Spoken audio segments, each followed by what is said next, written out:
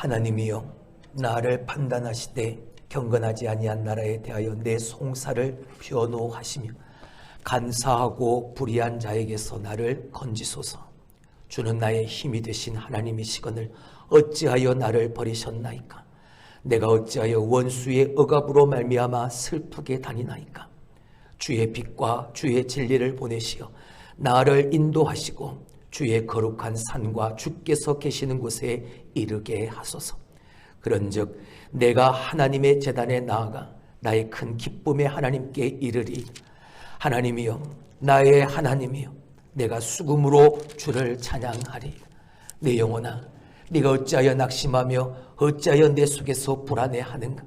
너는 하나님께 소망을 두라. 그가 나타나 도우심으로 말미암아 내 하나님을 여전히 찬송하리로다. 한번 따라하시죠. 회복하는 교회, 변화되는 성도.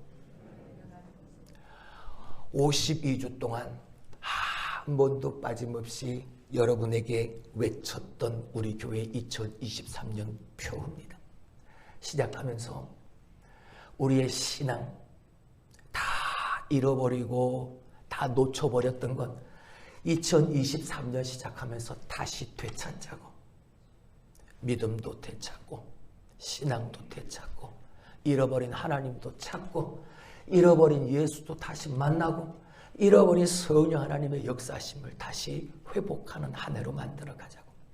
그래서 우리가 믿음으로 고백하는 12개의 그 신조 하나하나를 한 달의 주제로 삼아서 우리의 신앙, 잃어버린 그 마음 다시 신앙의 기본부터 철저히 지켜 행하는 우리가 되어져서 회복하는 교회, 그걸로 말미암아 변화되어지는 성도, 그 하나님의 기적을 한번 만들어가 보자. 저는 모릅니다.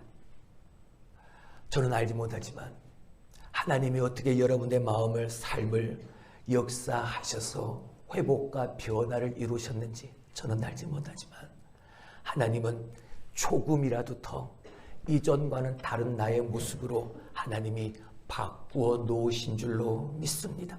물론 변하지 않은 똑같은 모습도 여전히 내 안에 있겠지요. 하지만 하나님의 때에 반드시 하나님이 당신이 기뻐하시고 당신이 원하시는 대로 우리를 인도하여 주실 것을 믿고 오늘도 나아가는 겁니다. 할렐루야. 어떻게 해요? 따라합시다. 함께 웃고 함께 웃고 함께 울며 함께 전진하는 그 모습으로 가는 겁니다. 할렐루야. 어떻게 해요? 함께. 오늘 12월에 들어서서 우리 소망을 회복합시다 라는 주제를 가지고 예수, 그리고 그날, 그리고 약속, 그리고 기다림에 대해서 말씀을 드렸습니다. 오늘 우리가 왜 그렇게 하나님께, 예수님께 소망을 두는 삶을 살아야 하는가? 왜 굳이 그것을 회복하는 삶을 살아야 하는가? 그 이유에 대해서 우리가 함께 상고하고자 합니다. 베토벤입니다. 우리가 너무나 잘 알고 있지. 이 베토벤이 32살 되던 해에 이 베토벤이 자기의 운명을 슬퍼하면서 하일리겐 슈타트로 그런 요양을 떠나게 되어집니다. 그의 인생이 왜 슬픔에 휩싸였는가? 귀에 병이 났기 때문이죠. 조금씩 들려지지 않는 겁니다. 아무 소리도 들리지 않게 되어진, 낙심하고 좌절해서 이 하일리겐 슈타트로 요양을 떠난 거죠. 그리고 그 괴로운 나날들을 보내다가 그곳에서 유서를 한 장 쓰게 되어집니다. 무슨 말인지 잘 모르시니까. 근데 이 유서를 이렇게 해석을 하면 이 내용입니다. 유서는 이렇게 시작합니다. 나는 지난 6년 동안 나아질 것이란 희망 속에 살아왔다. 하루하루 절망의 연속이었다. 나는 귀머거리가 되고 말았다. 잠시 후 나는 나의 삶을 마감하게 될 것이다. 하나님이시여, 불우한 인생을 마치기 전에 온전한 기쁜 날을 허락하여 주옵소서. 단 하루만이라도 기쁨을 만끽하게 하여 주옵소서. 내 힘을 다해 작곡한 음악들을 단 하루만이라도 귀로 들어볼 수 있게 해 주시옵소서. 유설하기보단 기도죠. 처절함의 기도입니다. 자신의 삶에 대한 그 처절함, 그 자체인 거죠. 근데 그가 이렇게 유서를 시작하고 써내려가면서 그가 이전에 미처 깨닫지 못했던 음악에 대한 열정을 그는 다시 한번 깨닫게 되어집니다. 그래서 이어지는 유서의 내용을 보게 되어지면 내가 죽음을 생각했을 때 음악에 대한 열정이 나를 붙들었다. 문득 하나님이 내게 명령하신 일을 끝내기 전에 세상을 떠날 수 없다는 생각이 들었다. 앞으로 내 손을 통해 태어나야 할 음악들을 생각하며 지금 비참한 삶을 견뎌내고 있다. 나는 하루하루 내 마음의 인내를 새로 쓰고 있다. 거침없이 나를 위협하는 운명이 나를 끊어 버리는 그 순간이 오더라도 결코 흔들리지 않을 것이다. 사람들은 언젠가 깨닫게 될 것이다. 비참한 운명을 어깨에 짊어지고도 음악가로서 최선을 다하기 위해 몸부림친 한 사람이 있었다는 것을, 또한 불행하다고 생각하는 사람들이 자기처럼 불행한 사람이 존재하고 있었다는 사실을 깨닫고 위안을 얻게 될 것이다. 나의 예술 열정이 활활 타오르기 전에 죽음이 닥쳐온다면 나는 맞서 싸울 것이다. 언제든 나는 용감하게 그 운명을 맞이하리라. 시작은 분명 처참한 자신의 신세를 털어놓는 그런 처절함의 기도였는데, 이 유서를 읽어가다 보면 어느 순간 이 유서의 내용이 바뀌어 있음을 보게 되어지죠. 소망을 가진 겁니다. 하나님이 단 하루만이라도 내 힘을 다해 작곡한 음악들을 내 귀로 들어볼 수 있도록 하나님이 허락해 주신다면, 하나님이 내게 명령하신 일을 끝내기 전에 나는 세상을 결코 떠날 수 없다. 확신이 생기는. 그는 드디어 고통을 이겨냅니다. 그리고 그 고통 속에서 작곡한 교향곡 2번.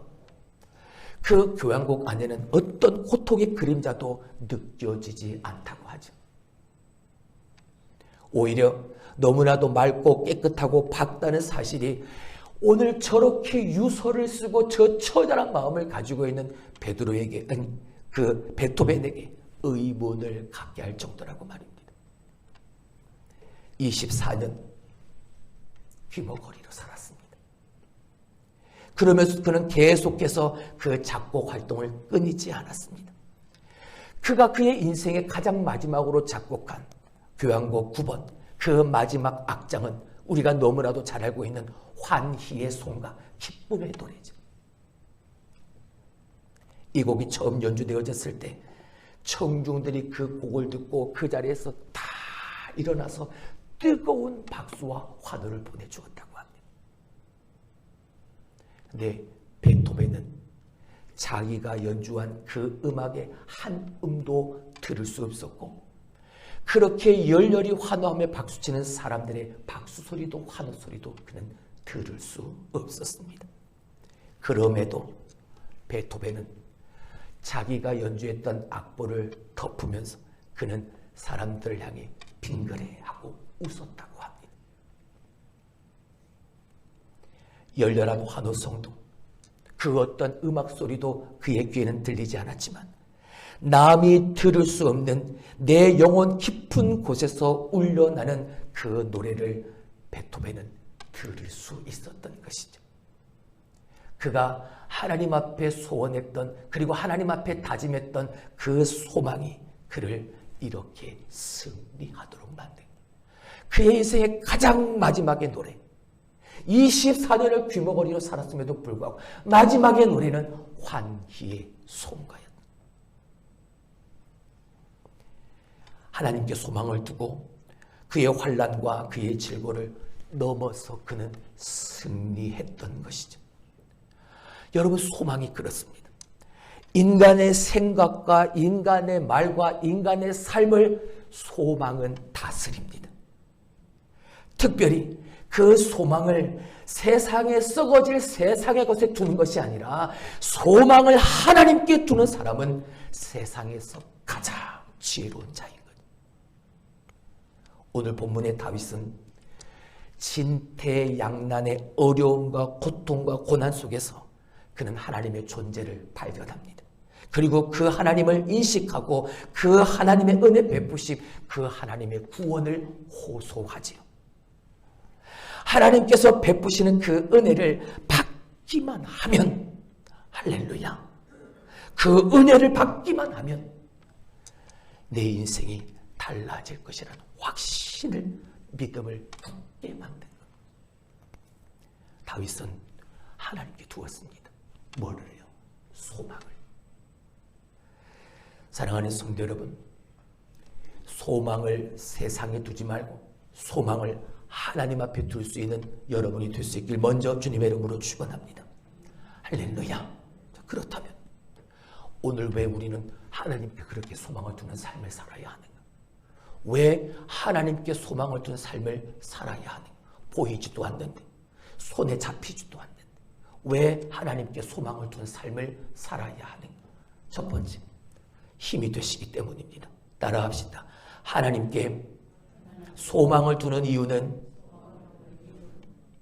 힘이 되시기 때문. 누가요? 하나님이. 소크라테스입니다. 예배드리며 교회 안에서 내세울 것 없는, 증거할 것 없는, 아무 쓸모없는 그런 말을 했던 한 사람이지만 그의 일화 중에서 한 가지의 도전이 되어지는 이야기가 있어서 여러분에게 소개해 드립니다. 하루는 소크라테스의 제자 중 하나가 신에게 기도를 하고 있었답니다. 신이여, 세상에 소크라테스보다 더 지혜로운 사람이 어디 있습니까? 물었다지. 그랬더니 신이 대답했답니다. 소크라테스보다 더 지혜로운 사람은 세상에 없다. 근데 그 이야기를 소크라테스가 이제 그 제자로부터 전해 들은 거죠. 당황하고 놀랬습니다. 왜요? 소크라테스는 자기가 가장 지혜 없는 자라고 스스로 생각했던 사람이었거든요. 그런데 신이 나는 지혜 없는 자라고 생각하는데 신이 너는 지혜 있는 자라고 말을 해줬다니까 너무나도 놀란 겁니다. 그래서 궁금해서 내가 정말 지혜가 있는가 정말 궁금해서 주변에 있는 많은 철학자들, 지혜로운 자들을 찾아가서 지혜로운 질문을 던져보았습니다. 내가 깨닫지 못한, 내가 알지 못한, 해답을 구하지 못한 그 지혜로운 질문을 던졌던 거예요. 세상에서 가장 귀한 것이 무엇입니까? 세상에서 가장 귀중한 것이 무엇입니까? 근데 그들 역시 지혜자라 말하고 철학자라 말하고 당대의 큰 지혜를 가지고 있다고 말했던 그 모든 사람들도 소크라테스가 가지고 있는 그 생각을 넘어서는 답을 해주는 지혜자들이 없었다고 하죠. 그들은 다만 지혜 있는 체하고 있었을 뿐이라고. 소크라테스는 생각했답니다. 왜 신이 내게 지혜 있는 자라고 말해 주었는지를. 지혜에 나는 무지하다는 사실을 너무나도 잘 알고 있는 사람이라 하나님이 그런 나를, 신이 그런 나를 지혜롭다 말해 줬다는 걸 깨닫게 되어진 거죠. 지혜 있는 척하고 있는 사람들, 그 사람들은 자기 자신이 무지하다는 걸 깨닫지 못하는 사람들이었다는 걸 이 소크라테스가 그 일을 통해서 알게 되어졌다는 것. 여러분, 신앙적으로 이 이야기를 바꿔서 한번 드려볼게요. 하나님을 믿는 첫걸음이 무엇입니까? 무엇이 우리를 하나님을 믿게 합니까? 시작할 때, 나의 믿음이 시작될 때 어디서부터 그 첫걸음이 시작되어졌는지요? 하나님, 내가 죄인입니다. 하나님, 내가 하나님 앞에 큰 죄를 지은 불순종하고 불신앙의 삶을 살았던 하나님, 내가 죄인입니다. 이거였거든요. 깨닫지 못하고 알지 못했던 무지했던 나였. 바로 거기가 믿음의 첫 출발점이었거든요. 죄로 말미암아 타락하고 부패했기에 하나님의 은혜, 하나님의 은총이 필요하다라는 것을 알게 되어질 때 그 삶이 비로소 바른 성도가 되어지는 삶의 시작이 되는 거예요. 우리의 믿음의 시작, 첫 출발이 거기였으니 하나님 앞에 가장 지혜로운 자, 하나님 앞에 가장 큰 사람, 나 자신이 무지함을, 내가 죄인임을 깨닫는 사람이,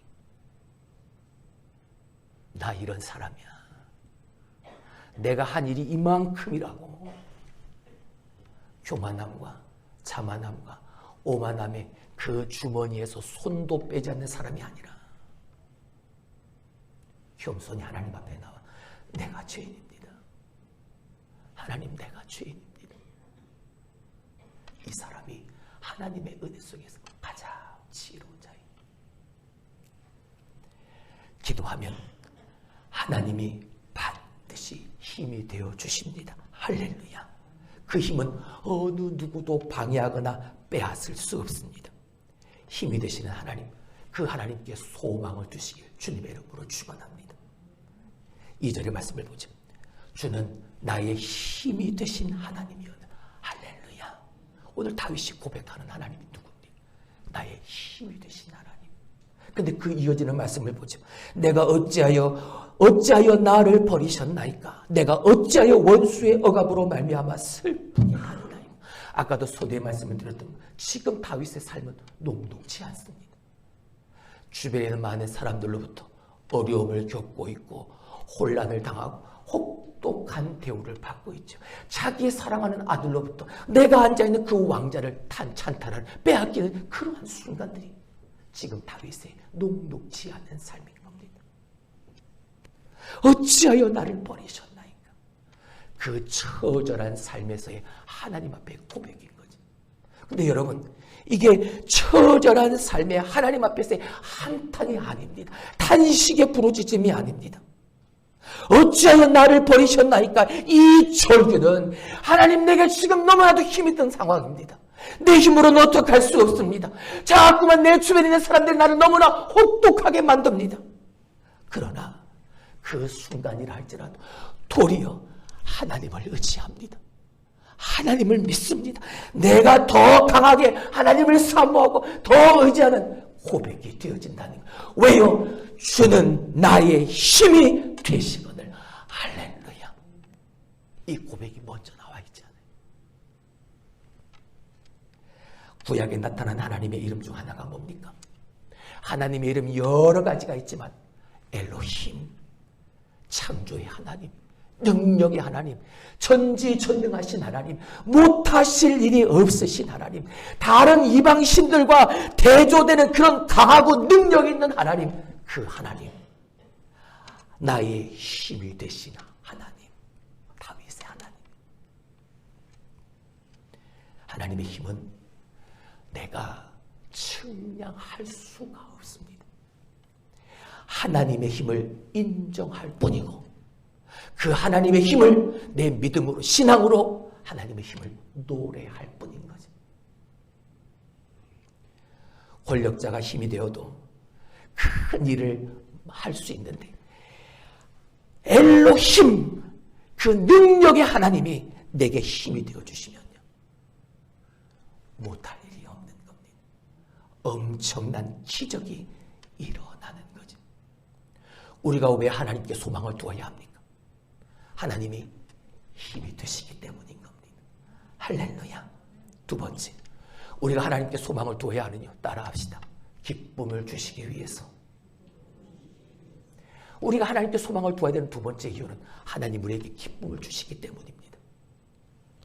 20세기 초반에 미국의 대공황 사태가 일어났죠. 기업들이 도산하고 실업자들이 자꾸 발생한 대공황의 사태가 일어났습니다. 그때 그 당시에 이 사람이 있었어요. 클라렌스 데로우라는 사람, 유명한 무신론자입니다. 그가 이 대공황의 이때를 무신론을 선포할 수 있는, 선전할 수 있는 기회다, 그는 그렇게 생각을 했습니다. 그리고 그가 강연할 때마다 힘있게 그 강연 장소에서 외쳤죠. 여러분, 지금의 이 사태를 한번 보시죠. 여기저기서 기업이 무너지고 있고 여기저기서 사람들이 퇴직을 당하고 취업자들이 늘어나고 있는 상황입니다. 하나님이 살아계시다면 왜 우리를 이렇게 어려운 환경 속에 그냥 내버려 두시겠습니까? 이것만 봐도 하나님은 존재하지 않는 겁니다. 그가 강연장에 설 때마다 하나님이 계시지 않다는 무신론을 그렇게 선포하는 겁니다. 하루는 흑인들을 모아놓고 강연을 했다고 합니다. 여러분, 우리는 다 잃어버렸습니다. 우리는 꿈도 잃었고 우리는 물질도 돈도 잃었고 다 잃었습니다. 우리가 그렇게 잘하는 노래도 잃어버렸습니다. 기쁨도 잃었습니다. 이런 상황 속에서 어떻게 기뻐할 수 있겠습니까? 그때였습니다. 저 뒤에 앉은 한 할머니가 조용히 손을 들더랍니다. 박사님, 나는 기뻐할 수 있습니다. 깜짝 놀란 이 데려오가 물어봤습니다. 아니, 지금 우리가 이렇게 됐는데 지금 이 상황에서 도대체 어떻게 기뻐할 수 있단 말입니까? 할머니가, 저 뒤에 앉은 할머니가 자리에서 벌떡 일어나시더니 예수님 때문에 나는 기뻐할 수 있습니다. 할렐루야. 할머니가 예수님 때문에 나는 기뻐할 수 있습니다 라고 말을 하니까 그동안 이 무신론자의 이야기를 듣고 가만히 듣고만 있던 자들이 그 할머니의 이야기를 듣고 할렐루야, 맞습니다. 우리에게는 예수님이 계십니다. 우리에게는 하나님이 계십니다. 그분으로 인하여 나는 기뻐할 수 있습니다. 할렐루야, 할렐루야 하더라는 거죠. 4절의 말씀을 한번 보실까요? 그런즉 내가 하나님의 제단에 나아가 나의 큰 기쁨에 하나님께 이르리이다. 기뻐할 수 없는 상황이잖아요. 내 아들이 나의 자리를 차지하려고 나를 죽이려 오는 상황에 주변에 있는 사람들이 다 나를 어떻게 해야 하려고 나를 그렇게 혹독하게 몰아세우는 상황이라고요. 근데 다윗은 기뻐하고 있습니다. 하나님 앞에 고백하는데 그 하나님을 나의 이 고통 중에서도 그 하나님을 나의 큰 기쁨의 하나님이라 그는 고백하고 있는 거예요. 하나님보다 더 크고 더 놀랍고 더한 그 즐거움과 기쁨의 대상은 없다라는 그의 고백인 것이죠. 하나님만이 최고의 기쁨이다. 그의 믿음의 신앙의 고백이었던 거죠. 다윗은 그의 극한 고통 속에서 끝에 그가 성전에 나아가 하나님을 노래하고 그리고 그 속에서 하나님의 최고의 기쁨을 그 자리에서 다윗에게 느끼고 경험하게 하셨던 것. 여러분, 하나님을 기뻐하는 것이 승리인 줄 믿습니다. 하나님을 기뻐할 때 두려움은 사라지고 걱정, 의심은 물러가고 할렐루야, 어둠의 세력 사탄도 물러갈 줄로 믿습니다. 뭐 할 때? 기뻐할 때. 세상의 기쁨은 잠깐입니다. 새벽 안개처럼 잠깐 있다가 쉬 사라져버리는 것이 세상의 즐거움이요. 오히려 그 세상의 즐거움이 내게 근심이 될 때가 있습니다. 그러나 하나님이 주시는 기쁨은요, 영원합니다. 그리고 그 누구도 하나님의 그 기쁨을 내게서 빼앗을 자가 없습니다. 하나님이 우리에게 최고의 기쁨이 되심을 여러분 믿으시길 주님의 이름으로 축원합니다. 기뻐하라 하셨습니다. 항상 기뻐하라 하셨습니다. 왜요? 그 기쁨이 하나님의 뜻이기 때문인 겁니다. 근데 왜 기쁨이 없습니까? 근데 왜 우리 안에는 근심과 슬픔이 가득한가요? 하나님께 소망을 두지 않았기 때문인 겁니다. 다 있어도 내가 세상의 모든 것을 다 가졌는데도 하나님의 기쁨, 하나님께 소망이 없으면 그건 기쁨이 되어질 수가 없는, 그 무엇도 내게 기쁨을 줄 수가 없는, 그러나 다 없다 해도 하나님께 소망을 두면 하나님의 기쁨이 내게 임하는 겁니다. 내가 그 최고의 기쁨을 누리는 겁니다. 우리가 하나님 앞에 소망을 두며 살아야 되는 두 번째 이유, 기쁨을 내게 주시기 때문이다. 할렐루야. 그런 여러분이 될 수 있길 주님의 이름으로 축원합니다. 세 번째, 우리가 하나님께 소망을 두어야 하는 이유, 따라합시다. 도움을 주기 때문이다. 누가요? 하나님이요. 내가 하나님 앞에 소망을 두면 하나님이 내게 도움을 주십니다. 오늘도 일어설 수 있는, 힘을 낼 수 있는 하나님의 능력의 손을, 그 기회의 손을 내게 내어 밀어주시는 거죠. 하나님께 소망을 둔 사람은 그 하나님의 기회의 손이, 능력의 손이 믿음으로 보이는 겁니다. 영국의 유명한 청교도이며 정처가였던 올리버 크로멜이라는 사람이 있습니다. 이 사람이 태어났을 때 일화가 있습니다.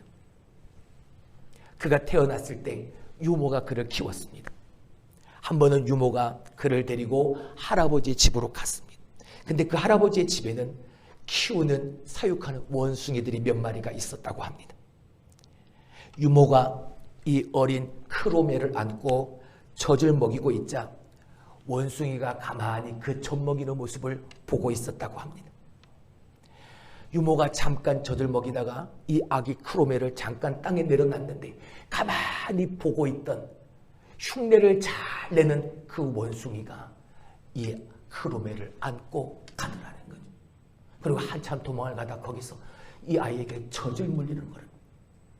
그리고 쫓아가서 그 아기를, 크로멜을 데리고 오려고 하니까 이 원숭이가 또 도망가고 또 도망가고 지붕 위로 지붕까지 쫓아가도 더 멀리까지 도망을 가더라는 거죠. 여러분, 원숭이가 혹시라도 그 아이를 놓치면 어떻게 되어질까요? 아기는 죽어버리는 거잖아요. 아니, 다칠 수 있잖아요. 그러니까 믿음이, 신앙이 좋았던 할아버지가 가족들을 다 불러 모으기 시작하는 거예요. 모여라. 다 모여라. 크로멜은 우리의 손을 떠났다. 이제 하나님의 도움을 구하는 수밖에 없다. 함께 기도하자. 온 가족이 모여서 하나님의 이름을 부르고 하나님의 도움을 구하는 기도를 드리기 시작합니다. 원숭이는 흉내내는 걸 좋아한다 그랬지. 이 할아버지가 키우고 있던 이 원숭이들이 흉내내는 걸 너무나도 좋아했다. 사람들이 모여서 소리를 내고 뭐라고 말하고 있는, 무릎을 꿇고 있는 그 모습을 가만히 쳐다보더니 크로멜을 데리고 이 할아버지와 가족들이 모여있는 곳으로 조용히 오더라는 거지. 그리고 흉내내기를 좋아하는 이 원숭이들이 크로멜을 내려놓고 사람들처럼 무릎을 꿇고 있더라는 거예요. 사랑하는 성도 여러분, 우리 인생의 위기를 내가 가진 힘과 능력으로 어떻게 해결할 수 있겠습니까? 모든 것을 다 내 손으로는 해결할 능력이 없습니다. 이미 내 손을 떠났기 때문인 거죠. 할 일을 다 했는데 안 됩니다. 그렇다면 그때는 무릎을 꿇어야 하는 때인 거예요. 하나님 앞에 도움을 구해야 할 때인 거예요. 하나님이 그런 나를 오늘도 기억하시고 사랑하셔서 하나님 앞에 도움을 구하는 나를 하나님이 외면치 않으시고 내미시는 그 손을 붙잡아야 할 때인 거예요. 우리는 죄도 많고 우리는 참 흠도 많은 사람들입니다. 근데 예수님 안에서는, 하나님 앞에서는 그 어떤 죄 많고 흠 많은 사람도 예수님은, 하나님은 절대 부끄러워하지 않으십니다. 우리 죄 많고 흠이 많은 사람도 와라, 내게로 와라, 내게로 와서 쉬어라. 예수님은, 하나님은 초청하시면서 그 은혜의 식탁에 죄 많고 흠 많은 너무나도 부끄러운 나이지만 우리를 둘러 앉히시는 거죠. 도움의 손길을, 그 기회의 손을 우리에게 내어 밀어주시는 겁니다. 5절의 말씀을 보죠. 내 영혼아, 네가 어찌하여 낙심하며 어찌하여 내 속에서 불안해하는가? 너는 하나님께 소망을 두라. 그가 나타나 도우심으로 말미암아 내 하나님을 여전히 찬송하리로다. 할렐루야. 너는 하나님께 소망을 두라. 그가 나타나 도우심으로 말미암아. 우리가 왜 하나님께 소망을 두어야 하는가? 하나님 우리를 도우시기 때문인 겁니다. 하나님의 도움은 추상적인 것이 아닙니다. 하나님의 도움은 너무나 구체적입니다. 지금은 당장 무엇인지 우리가 제대로 알 수가 없지만 하나님은 당신의 때에 당신의 도움의 그 순간 얼굴과 얼굴을 대면하여 알게 하시는 그 도움으로 우리 가운데 함께 하십니다. 고린도전서 12장 13장 12절 우리가 지금은 거울로 보는 것 같이 희미하나 그때에는 얼굴과 얼굴을 대하여 볼 것이요 지금은 내가 부분적으로 하나 그때는 주께서 나를 아신 것 같이 내가 온전히 알리라. 할렐루야. 이러한 도우심으로 말입니다. 지금은 희미하지만 그때는 얼굴과 얼굴을 대하여 낱낱이 보게 하실 그 도움의 손길로 지금은 내가 부분적으로 알지만 나를 아신 것 같이 내가 온전하게 되어질 그 알므로 그 도움으로 우리와 함께 하신다는 거예요. 뭐 할 때? 내가 하나님께 소망을 둘 때. 우리가 아무리 사방으로 우겨쌈을 당한다 할지라도 하나님은 건져내 주시고 도와주시는 하나님으로 드러나는 거예요. 고린도후서 4장 8절 우리가 사방으로 우겨쌈을 당하여도 쌓이지 아니하고 답답한 일을 당하여도 낙심하지 아니하며 할렐루야 이 도움으로 말입니다. 누구에게요? 하나님께 소망을 두고 살아가는 내게요. 이러니까 아무리 어렵고 힘들어도 실망하거나 포기할 수가 없는 하나님이 도와주시니까 하나님께 소망을 두기만 하면 하나님은 반드시 도와주시니까 사람이 아무리 도와줘도 여러분 하나님이 돕지 않으시면 실패할 수밖에 없습니다. 무너질 수밖에 없습니다. 그러나 사람이 한 사람도 나를 도와주지 아니하셔도 아무리 나를 방해한다 할지라도 하나님이 나를 도우시면 크고 높아지게 됩니다.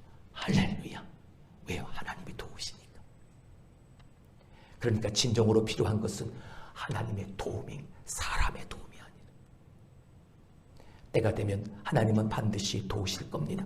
그리고 크게 도우실 것입니다. 그 도우시는 하나님을 믿고 실망하거나 낙심하거나 손을 내려드리지 마십시오.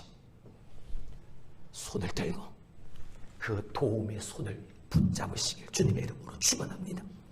하나님만이 전적이고 영원한 도움이 되시기 때문이니까 그 하나님께 소망을 두면 하나님은 반드시 우리를 도와주실 테니까 그 소망의 하나님을 아는 것 그게 가장 중요한.